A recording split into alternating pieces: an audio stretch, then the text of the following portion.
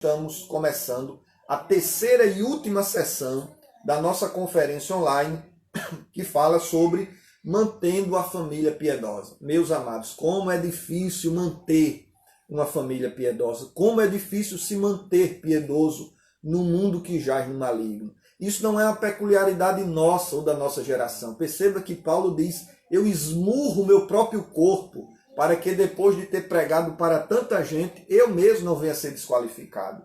Então é uma batalha do homem pós-Adão, é uma batalha do homem com a sua natureza pecaminosa.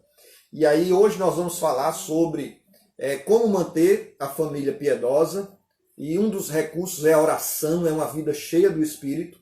Amanhã nós vamos falar sobre o culto familiar, a celebração no lar e a celebração na igreja.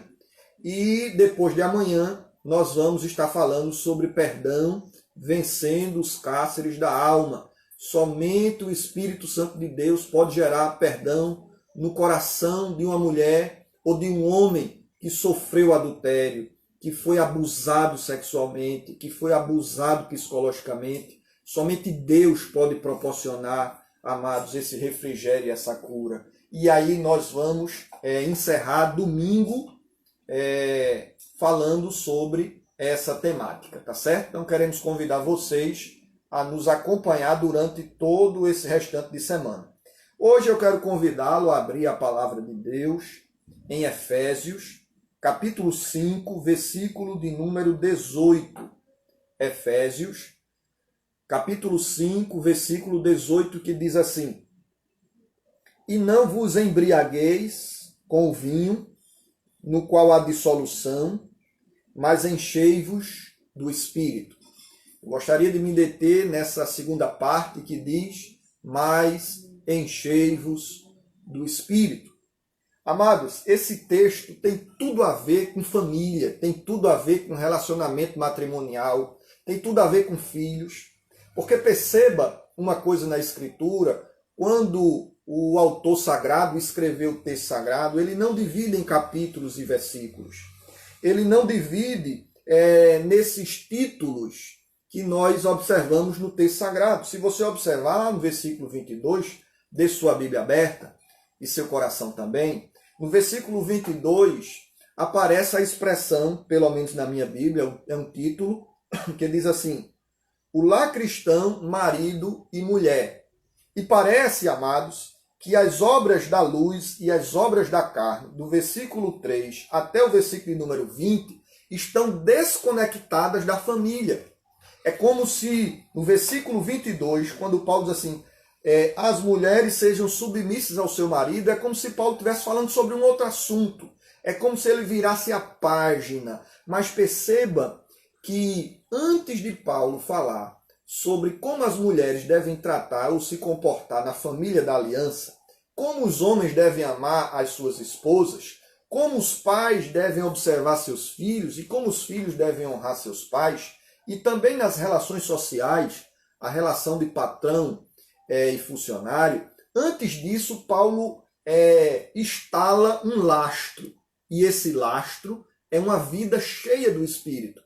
A ideia paulina é que o exercício da submissão, que o exercício do amor, como Cristo amou a igreja por parte do marido, será impossível ou muito pesado de fazer sem uma vida cheia do Espírito Santo. Essa é a ideia do apóstolo Paulo. E aqui, amados, nós vivemos numa sociedade que tem um dos grandes traços, é começar muito e terminar pouco.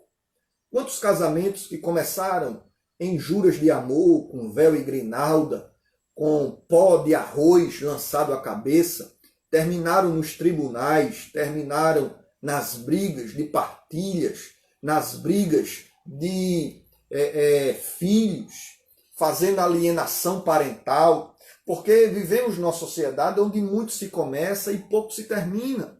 Quantos de nós já começamos a ler um livro e não terminamos?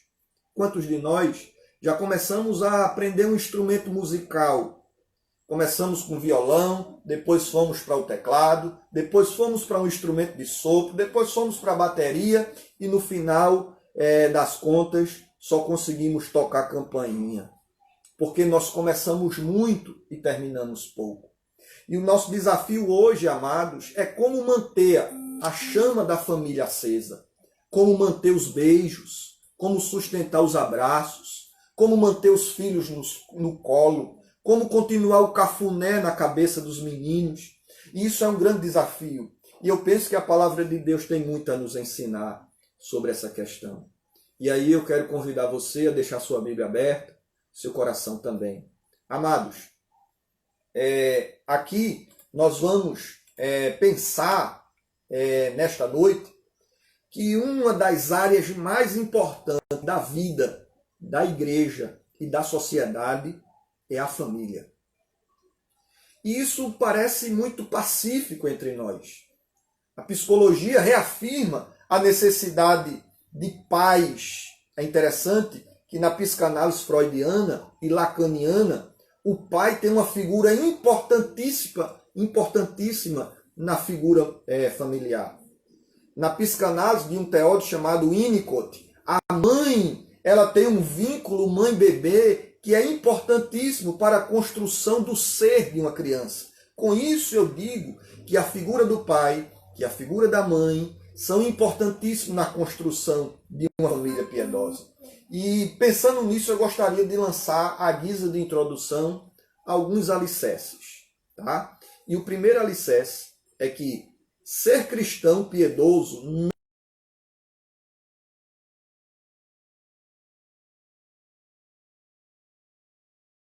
e que tudo vai dar certo. Ser um cristão piedoso não garante, não cria uma bolha, não cria uma pólice de segurança contra sofrimento no lar. E isso parece muito claro na Escritura e na história de alguns pais na fé. Observa Davi. Davi é um homem chamado como aquele que é segundo o coração de Deus, mas que teve tragédias extremamente agudas na sua casa. A história diz que Wesley, no seu casamento, enfrentou grandes problemas com a sua esposa, onde chegou até a ter separação. Então perceba que um cristão piedoso, ele não vai ter a garantia de que a sua vida familiar e o seu casamento darão automaticamente certos. Para isso, existe a necessidade de uma manutenção. Alguém já disse que casamento é como conta bancária. Se você saca mais do que deposita, ela quebra. Como é que está o seu saque? O que você tem depositado? E o quanto você tem sacado e exigido do seu cônjuge?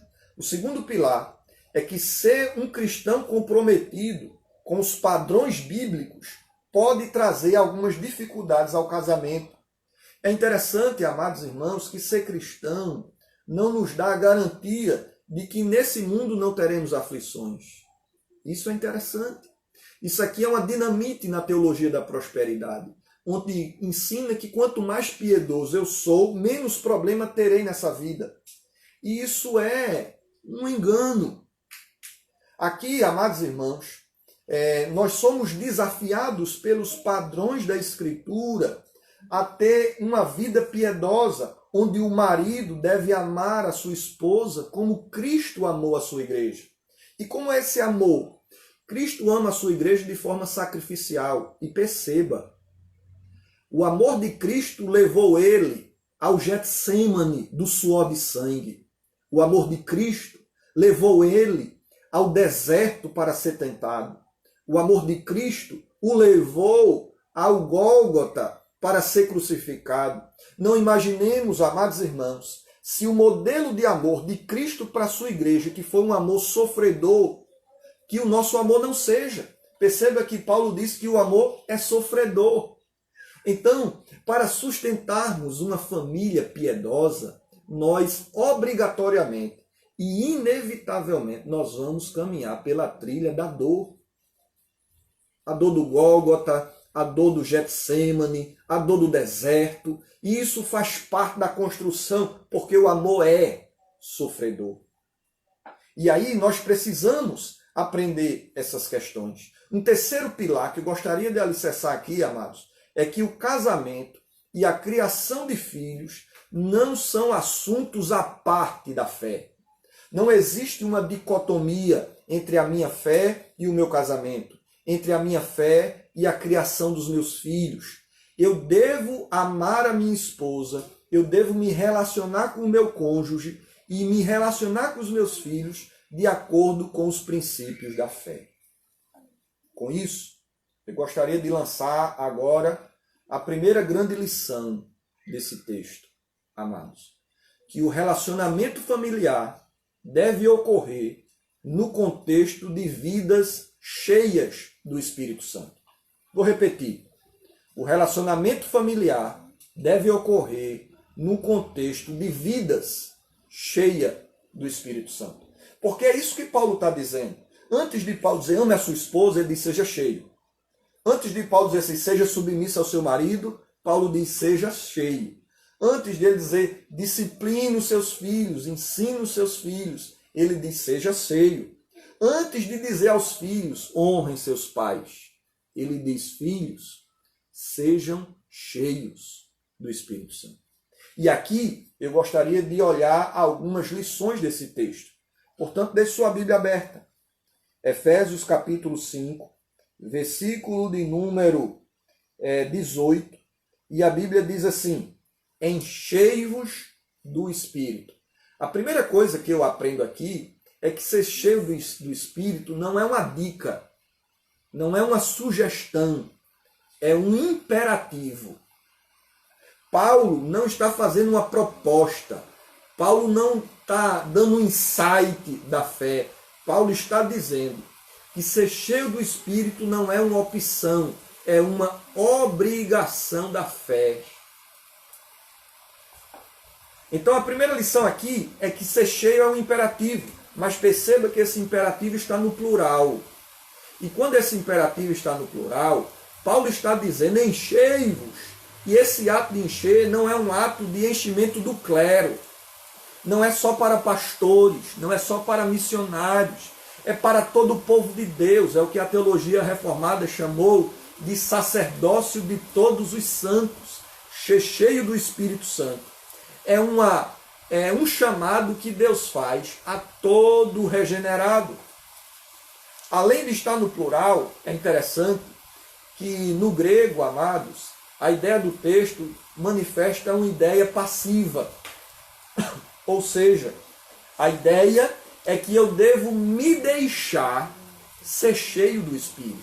A ideia é que eu devo deixar o Espírito Santo me encher. É não apagar o Espírito. É abrir a porta do meu coração e não é a quantidade de Deus que eu tenho na minha vida, mas é o quanto Deus tem de mim nele. Essa é a ideia do apóstolo Paulo. Então deixe-se ser cheio, deixe-se ser abastecido pelo poder do Espírito. Mas a Bíblia diz aqui, amados, e isso aqui é muito instrutivo, isso aqui é muito importante, porque no grego existem dois tempos verbais para o imperativo.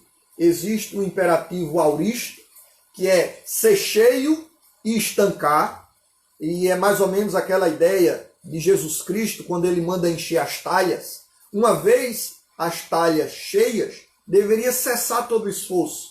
Mas não é isso que o texto está dizendo aqui. Existe uma outra forma verbal que é o presente contínuo. E a ideia do texto é seja cheio e continue sendo cheio. Ou seja, amados, nós não devemos ficar lembrando dos álbuns de fotografia do nosso casamento, da viagem nupcial. Nós não devemos estar com os nossos álbuns de fotografia dos nossos filhos pequenos, com saudosismo e dizendo assim, como era bom naquela época. É ser cheio e continuar enchendo. É você dar flores lá, dar flores cá. É você dar beijos lá, dar beijos aqui. É você citar poesias de amor lá e fazer o mesmo aqui. É aquele mousse de maracujá que se fazia e que deve continuar sendo feito. É continuar enchendo-nos do poder do Espírito Santo. Essa é a primeira lição. Mas segura aí que nós temos uma segunda lição desse texto. E a segunda lição que o apóstolo Paulo nos dá para que, se você quer manter a chama do seu casamento acesa, você precisa entender que a raiz dos males não está na educação, mas no coração. A raiz de todos os males está no coração e não na educação. Dr. Augusto Nicodemos, ele diz uma frase interessante, ele diz assim: educação, cultura e conhecimento são coisas boas e devem, quando possível, ser adquiridas, mas elas não substituem o poder do Espírito Santo, que habilita duas pessoas diferentes a viverem felizes, anos a fio, debaixo do mesmo teto. Então, meu amado, o que você precisa para atiçar o seu casamento não é de um novo curso, não é de uma nova aprendizagem. O que você precisa para apimentar a sua família não é de uma inovação tecnológica, emocional, existencial. Não é de uma nova palestra. Não é de um contra-cheque onde possibilite viagens. O que você precisa é ser cheio do Espírito Santo. Perceba que educação, cultura e riqueza não sustentou o casamento real, o casamento dos sonhos que ocorreu na Catedral de São Paulo, lá em Londres. O casamento dos sonhos em 1981, do príncipe com a princesa, literalmente montando no cavalo e numa carruagem. Perceba que a educação, a cultura e a riqueza não sustentaram aquele casamento, onde em 1996 as denúncias de adultérios mútuos chocou toda uma sociedade, mostrando incontestavelmente que o que segura o nosso casamento não são os anéis de formatura, não são os diplomas na parede, não é o cartão de crédito robusto ou um carro importado. O que nós precisamos para o nosso casamento, para a nossa família, não é estudar numa grande faculdade, é de Deus. O grande caso notório, o caso Levinsky, onde o presidente dos Estados Unidos foi acusado de quebrar o 7º mandamento com a sua estagiária na Casa Branca. Meus amados, o que nós precisamos não é de fama, não é de conquistas sociais. Fomos chacoalhados ultimamente pelo divórcio do grande youtuber aqui no Brasil, Whindersson e Luísa, mostrando, amados irmãos, que o que sustenta um lar é o Espírito Santo, é a palavra de Deus. É possível ser vitorioso na profissão e ser frustrado e ser um vencido na família. Quantas pessoas são verdadeiros conquistadores nas suas profissões, galgaram lugares inatingíveis para muitos, chegaram a patamares que, quem sabe, nunca sonharam, mas que escondem feridas familiares, traumas domésticos, incuráveis na sua alma. Com isso, eu gostaria de citar um homem chamado Paul Getty, um magnata do petróleo norte-americano. O homem que, da sua época, foi o homem mais rico. Um homem que possuiu 80% do petróleo mundial. Estimava-se na época que o seu patrimônio girava em torno de 1,2 bilhão de dólares. E esse homem bilionário, ele disse uma frase que marcou. E ele fez uma pergunta, e eu vou dizer essa pergunta para você. Esse homem casou 5 vezes. Teve 14, 15 netos. E ele disse assim: como é possível para mim construir meu próprio automóvel, perfurar poços de petróleo, construir uma fábrica de avião, erigir e liderar um império financeiro, mas não ser capaz de manter ao menos uma relação marital satisfatória? Olha que coisa, amados. Como é possível para mim construir meu próprio automóvel, perfurar poços de petróleo, construir fábricas de aviões, erigir e liderar um império financeiro, mas não ser capaz de manter ao menos uma relação matrimonial. Quantos ricos são pobres no seu matrimônio? Quantos missionários mendigam o amor dos seus filhos? Quantas pessoas de posse são pobres diante de relacionamentos sinceros, sem olhar cifrões ou sem olhar a conta bancária? Amados, a nossa maior necessidade é de ser cheio do Espírito Santo. O maior inimigo da família não é a incompatibilidade de gênios, não é falta de maturidade, não é dinheiro, não é educação acadêmica. O maior inimigo da família, amados irmãos, é a dureza do coração. Por isso que Paulo está dizendo, seja cheio do Espírito. Sabe por quê, amados? Porque o nosso coração é uma linha de produção de iniquidade. O nosso coração é uma fábrica de pecados. É por isso que o texto sagrado diz que nós não devemos confiar no homem. Não é no outro homem, é em nós mesmos, é na nossa natureza humana. Às vezes a gente lê esse texto, maldito o homem que confia no homem. E aí eu olho para o outro. Ou seja, o diabo é o outro, o problema é o outro. Mas é o homem que confia no homem. A nossa confiança deve estar posta na sombra do Altíssimo. A nossa confiança deve estar no Rei dos Reis e Senhor dos Senhores. Nosso coração, amados irmãos, deve ser policiado. E por isso que Paulo diz, seja cheio do Espírito. Seja cheio de Deus. Tiago capítulo 4, versículo 1, a Bíblia diz, de onde procedem as guerras e contendas que há entre vós? De onde, senão, dos prazeres que militam contra a vossa carne? O apóstolo Paulo, em Gálatas capítulo 5, versículo 19 até o 21, ele vai dizer que as obras da carne são conhecidas e são, aí vem a lista, as obras da nossa carne, do nosso coração. Mateus capítulo 5, versículo 18 e 19, o Senhor vai nos ensinar que existe algo que milita contra o casamento, se chama a dureza do coração.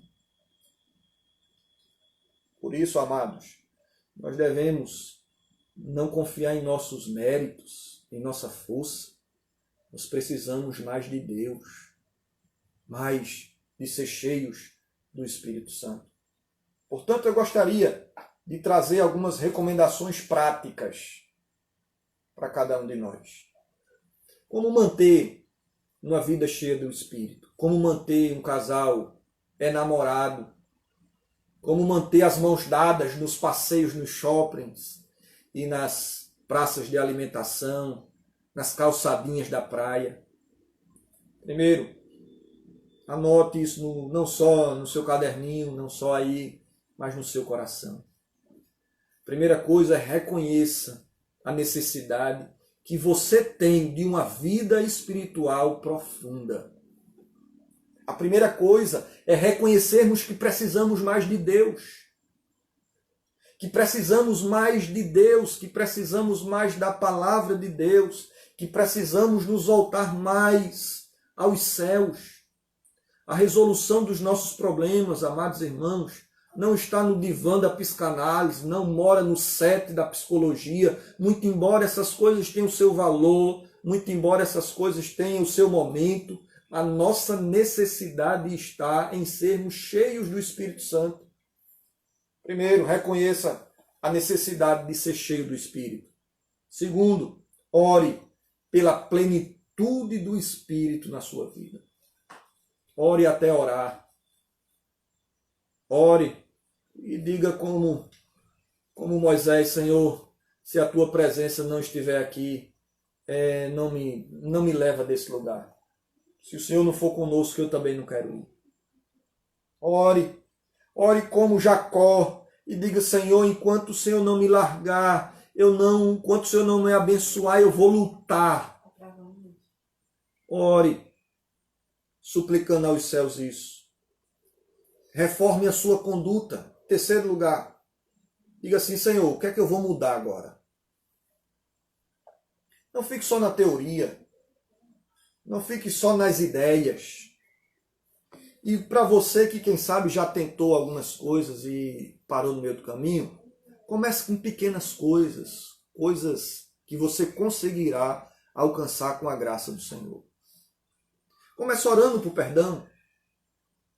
Comece orando e dando sinais no seu coração de que verdadeiramente você está com o seu coração aberto para tal. Peça a Deus que lhe dê prazer na leitura da palavra. E ore e leia a Bíblia, mesmo sem querer, mesmo sem prazer. Não é hipocrisia ler a Bíblia quando não se quer ler. Via de regra, amados, os momentos que mais precisamos ler a Bíblia são os momentos que menos queremos ler. Os momentos que mais precisamos orar é os momentos que menos queremos dobrar os nossos joelhos. Então, reforme a sua conduta, reforme o seu procedimento e Deus vai honrar, amados irmãos, a nossa fé. Eu queria fazer uma oração. Eu queria orar por você. Eu queria orar pelo seu casamento, pelos seus filhos, para que Deus esteja avivando, para que Deus esteja te enchendo com o Espírito Santo. Então, se você puder, chama aí teu esposo, senta aí do lado dele. Quem sabe nessa pandemia existiram muitas feridas que foram abertas, palavras fortes, expressões contundentes, silêncios sepulcrais dentro da sua casa. Eu quero que você convide seu cônjuge para um momento de oração. Eu quero que você convide seus filhos, em especial aquele que insiste em ficar dentro do quarto, aquele que criou a sua própria ilha, que criou o seu próprio reduto. Chama ele agora e diz assim: filho, vamos orar. Filho, vamos interceder nesse momento. Então, reúna aí a tua casa e nós vamos orar nesse momento para a honra e para a glória de Deus. Está faltando alguém? Então vai lá com carinho e chama e nós vamos orar. Bondoso Deus, em nome do Senhor Jesus. Pai Santo, nada temos que do céu nos seja dado. Pai bendito, enche-nos com Teu Espírito Santo. Muitas vezes estamos cheios de mágoas, cheios de ressentimento, cheios de inveja, cheios de preocupação, mas nesse momento, Pai, nós Te suplicamos, enche-nos com Teu Espírito, enche-nos com Teu poder, enche-nos, ó Deus, com a Tua graça, pois somente assim maridos conseguirão amar a sua esposa como Cristo ama a igreja, mulheres conseguirão ser submissas aos seus maridos, como, ó Deus, Cristo foi ao Deus Pai. Somente assim, ó Pai, nós conseguiremos exercer os nossos papéis. Enche-nos com Teu poder, pois sem Ti, Senhor, nada podemos fazer. Então vem e restaura lares, restaura famílias, restaura casamentos, no nome do nosso Senhor e Salvador Jesus Cristo. Amém e amém. Louvado seja Deus. Então, para aqueles que não conhecem, aí está minha esposa, Gislaine, Jonatas e Thalita aqui do lado, né? Nesse momento, amados, nós vamos fazer um bate-papo, né, sobre isso. Então, se você quiser fazer alguma pergunta, se você quiser fazer alguma consideração, então você pode fazer aí e nós vamos ter esse momento de bate-papo. E aí vamos encerrar já já a nossa live, tá? Temos ainda um pouco de tempo e se os amados quiserem interagir com alguma questão, nós vamos assim fazer.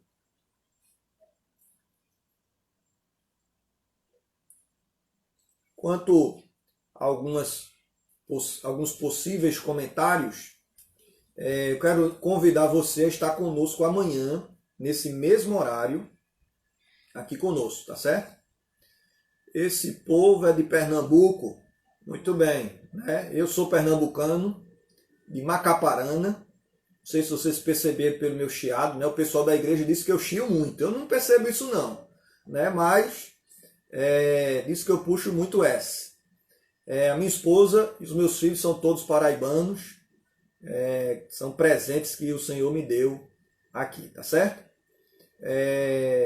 Então, muito obrigado aí, Guilherme, que Deus abençoe você. Um abraço aí para Sandra, um abraço para o Guilherme, para a Carol, um abraço aí para a Ceissa. E quero convidar você a estar conosco amanhã, nesse mesmo horário, às 20 horas, tá? Obrigado, Jaqueline, um grande abraço. Também amamos aí sua família. Um abraço para Tiago, um abraço para Marquinhos, tá certo? É uma benção. Um abraço aí, Niciana. Manda aí um ósculo santo para toda a família, tá bom? Então, Niciana tá dizendo que eu chio, viu? Renilson também, né, Renilson? Renilson é pernambucano também, né? Então, vamos ver aí. Muito bem, então Josenilton aqui, percebi que sem o quebrantar do Espírito Santo não há perdão, não há mudança. É verdade, viu? Quando Pedro chega diante de Jesus, né, se achando, ele diz, Senhor, eu devo perdoar 7 vezes, achando que era super piedoso, né, por perdoar 7. Aí o Senhor diz assim, não, Pedrinho, você precisa perdoar 70 vezes 7. E aí Pedro diz assim, Senhor, se é assim, então aumenta a minha fé. Não é? O perdão é de Deus, é do céu. O do homem é a mágoa, é o ressentimento. Quanto mais de Deus tivermos no coração, mais perdão nós vamos conseguir liberar, amados, aqueles que nos sufocam. Tá? Então aqui um abraço da Igreja Metodista Wesleyana de Recife. Meu amado, Deus abençoe aí os irmãos lá da Igreja Metodista do Recife, sotaque típico de Pernambuco, é verdade. A irmã Maria, muito bem. Irmã Maria, um abraço aí para o seu Luciano, que Deus abençoe. Então todo mundo parece que está convencido que eu chio, né? Então vocês estão dizendo, então é verdade mesmo. Devemos obrigar o filho adolescente a ir à igreja? Eita! Eu não usaria o termo obrigar, nós devemos instruir, fazer isso em amor, amados. É interessante essa sua fala aqui, amados, porque às vezes nós exigimos alguns comportamentos dos nossos filhos que reflitam uma vida piedosa, que eles estejam na igreja quebrantando o coração, né? Orando, levantando as mãos, dando glória a Deus. Mas o pastoreio dos nossos filhos, eles devem começar, amados irmãos, desde o ventre. Sabia disso? Os nossos pais puritanos, eles tinham uma lição extraordinária.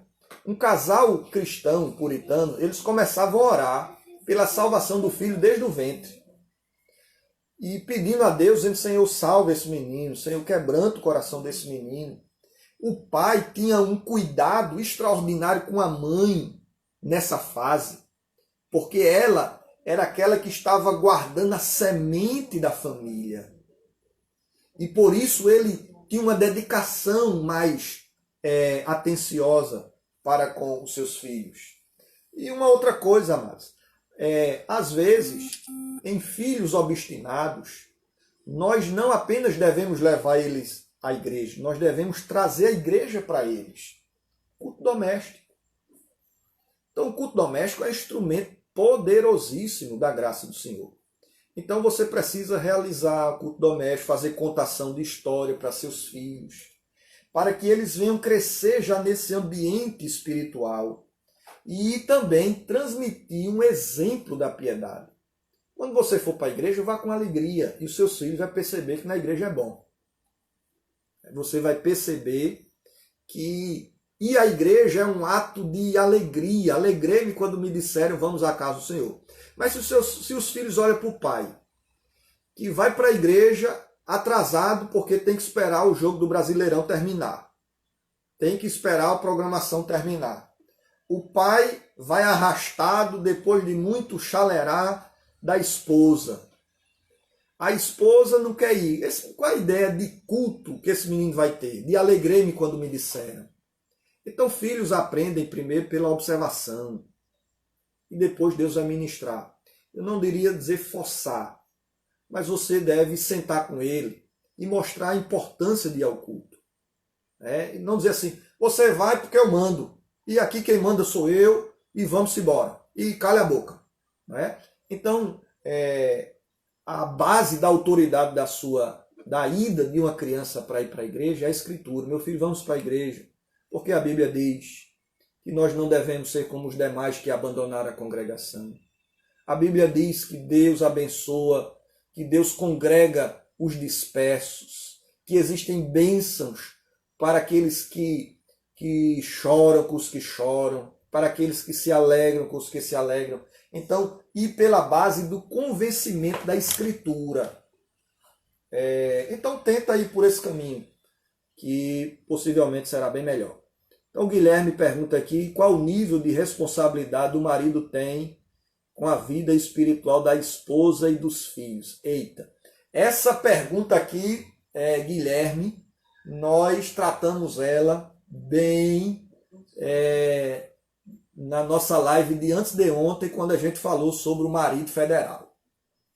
O marido tem total responsabilidade pela espiritualidade de sua esposa e de seu filho. Tem total responsabilidade. Por quê? Percebam uma questão. Quando Paulo diz assim, vós maridos amai as vossas mulheres como Cristo amou a igreja, o padrão de pastoreio do marido para com a esposa e filhos é o padrão de pastoreio de Cristo para a igreja. E Cristo apacentou a sua igreja. Assim, o marido deve apacentar os seus filhos. Agora, apacentar não é tanger eles à igreja. Não é dizer, bora, bora, bora. É fazer isso pelo exemplo, é fazer por assim diz o Senhor. Então, os pais, e o marido em especial, têm toda a responsabilidade pela espiritualidade da esposa e de seu filho. Não é dizer assim, vá para a igreja ou fique em casa.